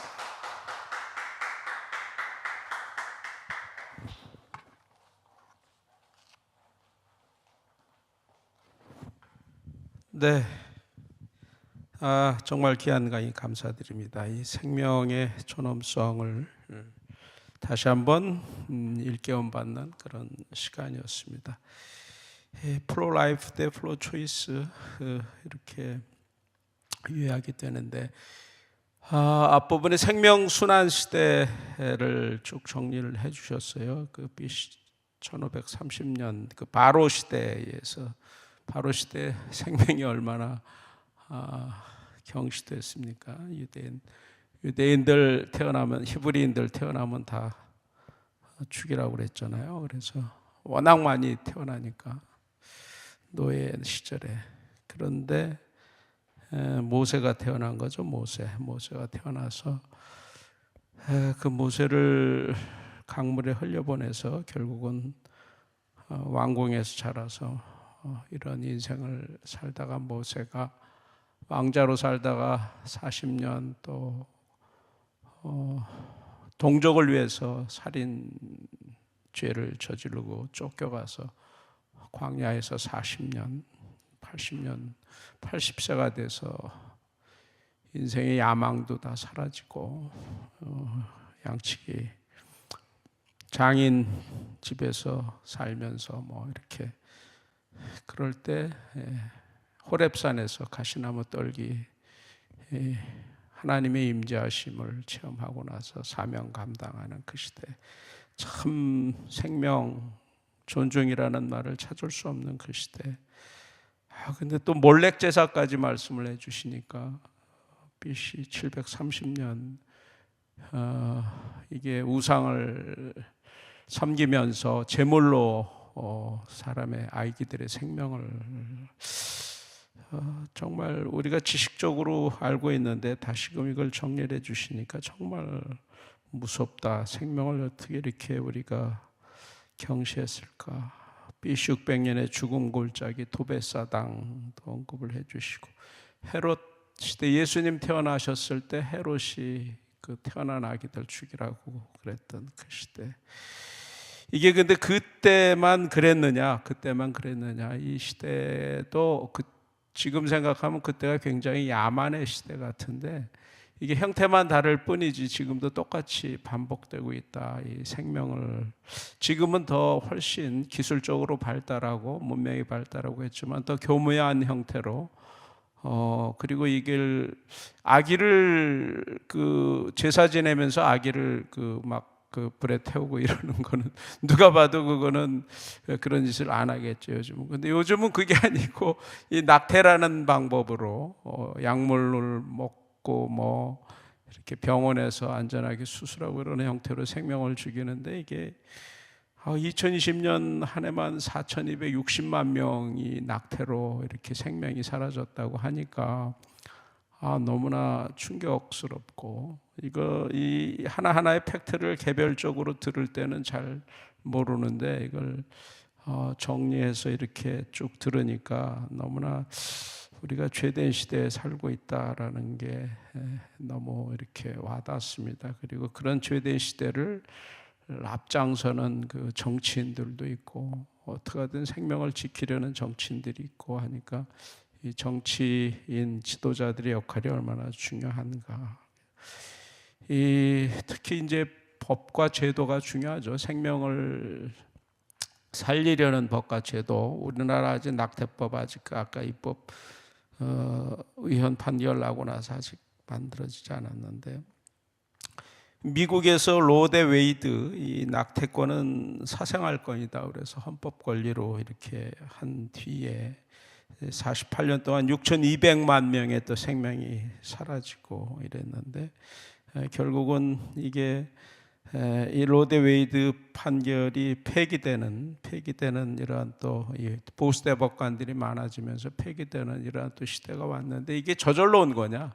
사실 그 50여 년 동안의 그 눈물 어린 회개와 기도가 있었다라는 이런 말씀이 다시 한번 저희들에게 큰 감동으로 와서, 저희들 역시 지금 이렇게 프로라이프 운동하는 분들뿐 아니라 교회에서 또 이렇게 기도할 때 우리 너무나 많은 기도하는데, 이 기도가 쌓여져서 저희들도 이런 프로라이프의 시대로 갈 거다, 이렇게 믿습니다. 또 그런 프로라이프를 라이프 시대로 가게 하는 정치인들이 많이 나올 것이다. 이 성산생명윤리연구소 고문도 우리 조혜진 의원 맡아주시고 계시고 이런 분들 같은 분들이 많이 나와야 되겠죠. 당연히 그 장로님인데, 그래서 미국도 이게 트럼프 대통령 때 이렇게 참 바이든 대통령이 지난번에 동성혼 합법화할 때 막 환호하고 좋아하면서 미국의 새로운 그 인권의 시대를 또 열었다 이러면서 할 때 제 마음이 굉장히 슬펐어요. 여러분들도 똑같으셨겠죠. 이 지도자가 얼마나 중요합니까? 근데 바이든 대통령뿐 아니라 이 부통령 카말라 해리스인가요? 이름이 아까 이분은 임신한 지 오래된 아기도 사실상 온전한 생명체에 가까운 아기도 이렇게 산아기도 방치해서 죽이는 이런 법안 이런 거 뉴욕에서는 이제 그렇다 그러는데 이 카말라 해리스 이런 분들이 굉장히 생명을 경시하는 이런 것을 보면 참 어쩌면 저럴 수 있을까, 우리가 같이 이 시대를 같이 살면서 어떻게 저럴 수 있을까. 앞부분에 말씀하시기를 이게 미국 가족교육협회가 처음 시작될 때 마가렛 싱어라는 사람이 시작을 했는데 이 사람의 사고는 노예나 히브리인들 무슨 아프리카 계통 이런 사람들은 전혀 우리 같은 생명이 아니니까 죽어도 상관없다 이런 생각을 가졌다고 해서 이것도 충격이고, 이 국가 부담을 줄이자고 그래서 흑인들을 마구 죽이는 이런 프로젝트에 흑인 목사들이 협력을 했다는 이런 사실도 참 충격적이었습니다. 그리고 역시 동성애도 지금 아마존이라든지 마이크로소프트, 스타벅스 같은 다국적 대기업들이 동성애 지지하고 기금도 많이 지원해주고 그러는데 역시 낙태에 관해서도 이런 대기업들이 앞장서고 있다라는 하여튼 눈에 보이는 세계에서 이 유물적인 사고 또 인본주의적인 시대에 이런 대기업들이 참 앞장서고 있어서 참 더 사명을 갖고 우리가 기도하고 이 프로라이프 운동에 이렇게 무관심이 아니라, 무관심이 제일 무섭다고 그랬잖아요. 아까 무관심이 아니라 참여해야 된다 이런 생각을 또 하게 됩니다. 남침르교는 이런 프로라이프 운동에 대해서 굉장히 성경 무호성 믿고서 말씀 그대로 믿고 굉장히 보수적인 신앙의 뿌리를 유지해 와서 프로라이프만 하는 줄 알았더니 여기도 초기에는 또 그렇지 않았다는 것도 저는 또 새롭게 배우게 됐어요. 초기에 자유주의 신학이 막 기세를 부릴 때는 낙태 지지했고, 근데 다행히 결국 낙태권 반대로 이렇게 돌아섰고 거기에 대한 신학적 연구도 상당히 이뤄냈고 이런 것도 참 좋았습니다. 그리고 이런 모든 시대의 흐름 속에서 이 프란시스 셰퍼 같은 이런 선각자들 꼭 기억해야 될 그런 분들인 것 같습니다. 이 악의적 세속국가, 이게 유물론과 인본주의 세계관에 입각해서 결국 낙태는 영아 살해와 안락사로 연결이 될 것이다. 일찍이 예언적 발언을 해주신 이런 선각자들 참 기억해야 되고, 역시 이런 것들이 우리가 이해관계를 따지고 이러면은 하기 쉽지 않은 거죠. 그런데 우리가 하나님을 알고 또 믿음을 갖고 신앙생활을 하면서 성경 말씀을 비춰서 우리 인격이 계속 성장하면서 이런 프로라이프를 강하게 참여할 수 있는 이런 마음이 드는 것 자체가 하나님의 은혜일 거고, 오늘 강의를 계기로 해서 더욱더 우리가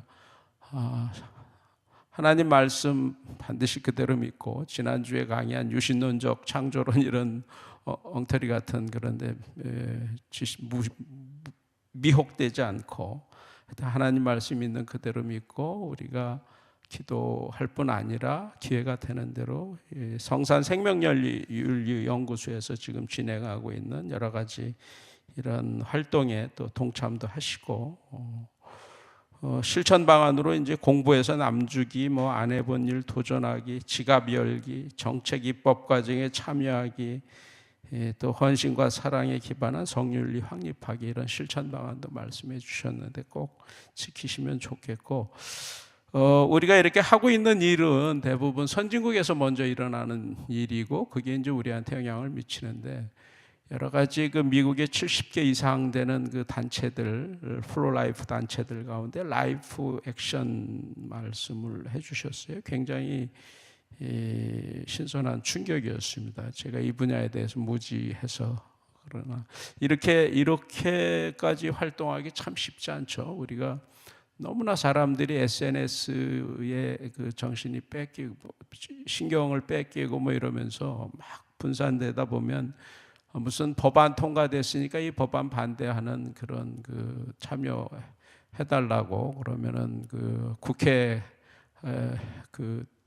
홈페이지 이런 데 들어가서 또 반대 의사표시도, 이것도 상당히 신경을 써야 가능한 일이에요. 우리가 너무나 분주하게 살다 보니까. 그런데 이게 15살의 그 12명의 친구들과 함께 이 라이브 액션을 설립을 해서 미디어 콘텐츠를 갖고 막 잠입 취재도 하고 폭로 고발 영상도 하고, 저는 사실 동성애 관련해서도 이런 취재가 많이 나오고 방영이 되면은 이 국민 여론 확 달라질 텐데, 더군다나 우리는 서구처럼 동성애를 동성애자들을 사형에 처했다든지 이런 역사가 없고, 동성애를 뭐 그렇게 핍박했다든가 이런 역사도 없고, 굉장히 전통 윤리 문화가 훌륭한데 어쨌든 이런 것들이 보도가 안 되죠. 전혀 이제 인권보도준칙 때문에 언론에서 안 다루죠. 이런 것 인권보도준칙 뒤에 숨어갖고 이게 한국에서 동성애로 인해서 얼마나 많은 에이즈가 얼마나 많이 늘어나는지, 또 이 낙태로 불법적인 낙태라든지 뭐 여러 가지 폭로 고발해야 될 것들이 많이 있지만 그런 것들 전혀 안 하죠. 그러니까 우리가 무지하면 둔감할 수밖에 없고 무관심할 수밖에 없는데, 이런 것들을 누군가가 나서서 내가 돈이 되는 일이 아니고 내가 이게 예수 믿는 사람으로서 사명으로 나서서 외치고 거리에서 피켓 시위하고 이렇게 행동으로 보이다 보면 그런 사람들이 동참하는 사람들이 많아지고, 그래서 그게 큰 목소리가 되고, 그래서 지금 좀 변화가 크게 최근에 몇 년 사이에 나타나고 있다. 특히 이제 최근엔 여러 가지 현안들이 많잖아요. 그 성혁명 교과서를 이번에 이제 깨어난 사람들의 눈을 뜨게 해서 보게 되니까 얼마나 황당합니까? 그 뭐 성혁명 아이들한테 학문 성교가 정상적인 것처럼 가리키고, 뭐 그 자의행위하는 거 가리키고, 피임하는 거 가리키고, 12살 넘으면 너희들이 합의만 하면 무슨 어떤 형태의 성관계도 괜찮다, 이런 걸 가리키는 게, 이게 마치 유엔의 그 포괄적 성교육 가이드라고 해서 마치 유엔의 권위를 빌어서 이것이 이 시대에 맞는 그 흐름이고 자연스러운 거고 이렇게 교육하는 위험한 시대에 참 우리가 더 깨어나서 더 기도하고 더 행동하고 이래야 될 필요. 오늘 이 모든 것들이 오늘 낙태에 관한 여러 가지 강연을 통해서 새삼스럽게 이런 일의 중요성을 또 다시 한번 느끼게 됩니다. 그러면서 오늘 하여튼 강사님 너무나 감사합니다.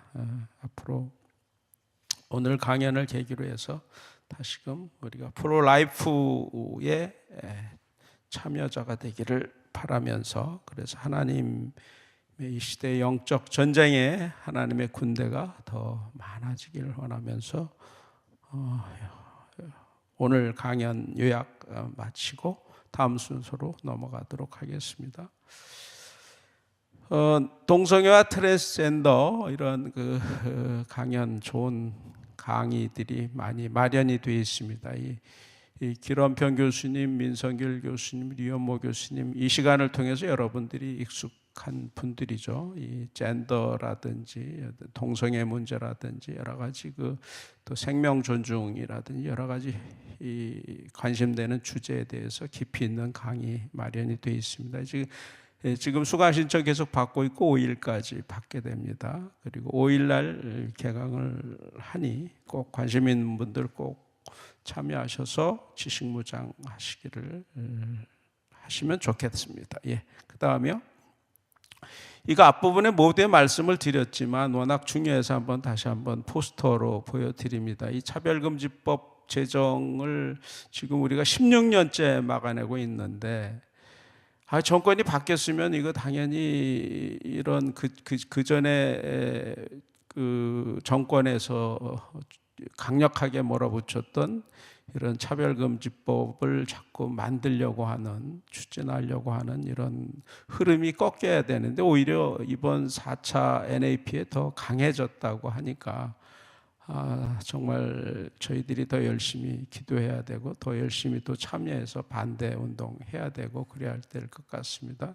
대통령이 후보 시절에도 그랬고 취임 이후에도 그랬고 차별금지법 제정 반대하는 언급을 분명히 했고 한동훈 장관도 국회에서 그때 이런 현안이 대두가 될 때에 이런 언급을 했는데 그럼에도 불구하고 이것이 지금 더 그전 정권보다 더 강력하게 이렇게 법안이 들어가 동성애를 옹호하고 뭐 차별금지법을 꼭 추진하는 것이 세계 인권 추세에 맞는 거니 이것을 꼭 해야 된다라는 식으로 이 내용들이 담겨 있는 데 대해서 지난 29일 공청회 때 규탄 대회도 했지만 앞으로도 이 운동 계속 하게 되니 꼭 참여해서 단합된 힘을 보여서 이 차별금지법 꼭 막아낼 수 있기를 바랍니다. 예, 그다음이요.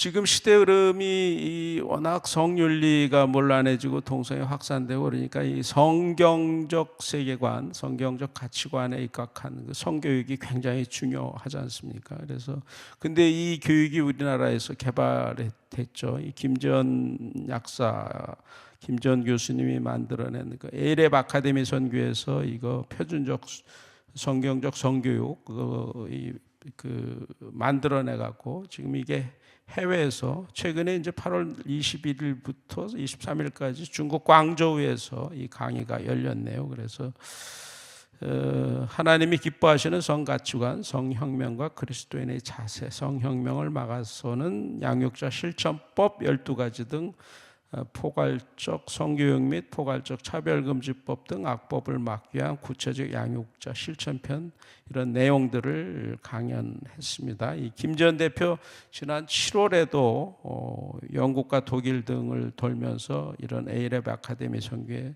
순회 성교육 세미나 개최된 바가 있죠. 한국에서 이렇게 만들어져 갖고서 이 성교육 세미나 를 진행하는 게 여러 가지로 의미가 있습니다. 예, 그 다음에요. 대한민국 기자단 출범식이 있습니다. 오늘 9월 12일 날 화요일 2시 반에 한국프레스센터 20층 내셔널 프레스 클럽에서 출범식 합니다. 이 대한국민 기자단은 이 대한민국과 한국교회 그리고 다음 세대를 지켜가기 위한 통로입니다.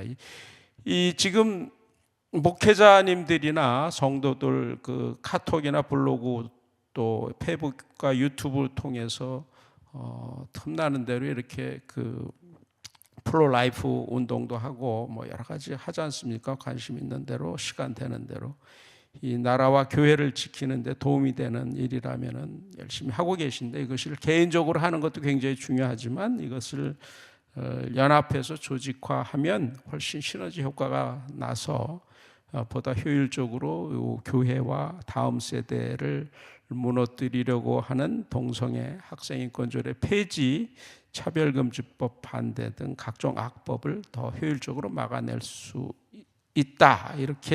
이런 취지에서 대한국민 기자단 출범하는 거니까 관심 많이 가져주시기 바랍니다. 저도 그날 가서 15분간 강의를 하게 됩니다. 예. 네, 여기까지인가요? 오늘 준비한 거? 예, 오늘 준비한 소식 여기까지고요. 다음 차바 137회 연치현 변호사님 오셔서 보건법률과에서 활동하시는 우리 연치현 변호사님 오셔서 낙태법 어떻게 하죠 해서 법률적인 측면에서 여러 가지 또 좋은 강연 기대가 됩니다. 예, 오늘 순서 여기까지 마치도록 하겠습니다. 기도하겠습니다. 하나님 감사합니다. 오늘도 하나님 사랑하시는 강사님 보내주셔서 이 생명의 존엄성에 대해서 우리가 깊이 깨닫는 시간, 그리고 이 생명을 지키기 위해서 우리가 해야 될 바를 알게 하신 감사합니다. 이 시간을 통해서 우리가 은혜 받고 또 지식으로 무장했으니 이것이 단지 아는 데서 그치지 않고 우리가 행동으로 나서서 하나님 더 많은 하나님의 군사들이 나와서 하나님 주신 생명을 살리는 그러한 큰 운동의 흐름으로 연결이 될 수 있도록 하나님 인도하여 주시옵소서. 이 시대의 영적 전쟁 현장에 너무나 많은 현안들이 있습니다. 하나님 기도하면서 참여하는 우리 성도들 지치지 않고 곤비하지 않도록 지켜주시고 우리가 힘써 기도하며 더 많이 참여하고 해서 이 시대의 악한 흐름을 이겨낼 수 있도록 하나님 도와주시옵소서. 이 차별금지법 꼭 16년 동안 막아냈는데 이번에는 아예 차별금지법 완전히 막아낼 수 있도록 하나님 저희들 도와주시옵소서. 이 영적 전쟁을 위해서 우리가 더 지식무장을 해야 하고 그때마다 하나님께서 또 좋은 강사님들 계속 보내주셨는데 그분들이 이 시간을 통해서 서서 강연할 때마다 우리 마음 문이 열리고 더 많이 깨어나고 더 많이 행함으로 나서는 하나님의 군사들이 더 나올 수 있도록 이 차바 귀하게 주님께서 사용하여 주시옵소서. 이 사명 잘 감당할 수 있도록 우리 두 분의 간사님 조영길 변호사님 또 기억해 주시고 하나님 정말 이 시대에 하나님이 기뻐하시는 방향으로 우리가 맡은 바를 잘 감당할 수 있도록 늘 인도하여 주시옵소서. 변함없는 하나님의 은혜와 사랑 감사드리며 예수님 이름으로 기도드립니다. 아멘.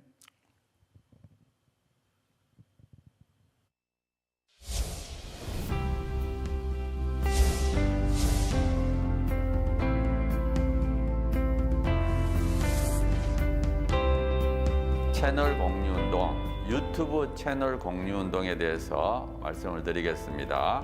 차바 채널과 여러분들의 교회의 유튜브 채널이 공유된다는 게 무슨 뜻인가 하면 차바에서 매주 금요일마다 차별금지법에 관련된 좋은 영상을 실시간으로 송출하게 됩니다. 차바와가 공유된 여러분들의 교회 유튜브 방송에도 저희들이 영상이 실시간으로 송출되게 됩니다. 처음에 시작할 때 50개, 100개, 200개, 240개까지 증가했습니다.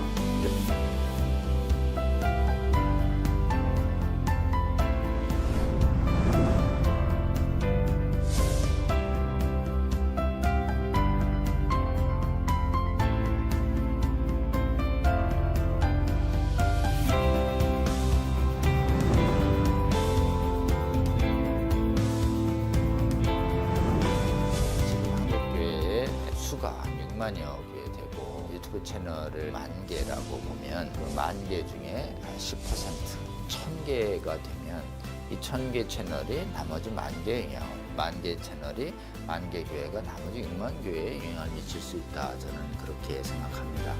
이 차별금지법 제정 시도가 2007년부터 시작이 됐는데 한 번 차단이 되는 것으로 끝나는 것이 아니고 한 번 차단이 되면 또 제기되고 또 제기돼서 지금 15년 이상 차별금지법 제정 시도뿐만 아니라 인권 조례를 통해서 사실상의 차별금지법이 하위 법령이 만들어지고 있고 또 초중고등학교에서 젠더 및 동성애 성교육이 지금 강하게 일어나고 있고 이 운동이 지속적인 반대 운동이 필요하고 또 계몽 운동이 필요합니다.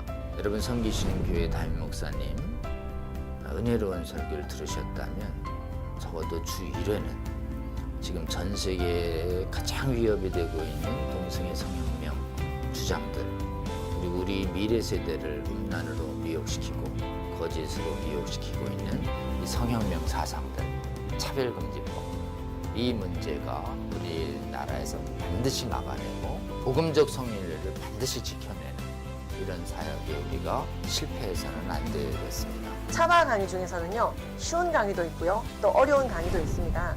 쉬운 강의는 한 번 듣고 이해가 되지만요, 어려운 강의는 또 여러 번 들으실 수가 있어야지 되는데요. 이게 교회 채널을 통해서 모든 성도들에게 공급이 된다면 정말 좋겠죠. 그 운동을 우리가 하고 있는 것입니다. 차바 채널 이 공유 운동, 저는 우리 주님께서 저희에게 알려주신 방법이라고 생각합니다. 차별금지법을 제정을 성공적으로 막아내고 음란을 정당화하고 음란을 강요하는 각종 악법들을 막아내서 대한민국 교회와 대한민국을 지키는데 아주 귀하게 사용하실 거라고 생각합니다. 여러분, 이 거룩한 도로 개설 운동, 그리고 거룩한 성령의 검 배포 운동에 기도하시면서 지속적으로 함께 해주시기를 여러분 주위에 권면해 주십시오. 여러분의 작은 동참이 한국교회와 세계교회를 새롭게 하고 주님 다시 오실 때까지 이 악하고 음란한 세대를 선하고 거룩하게 만드는 데 귀하게 사용하실 거라고 그렇게 믿습니다.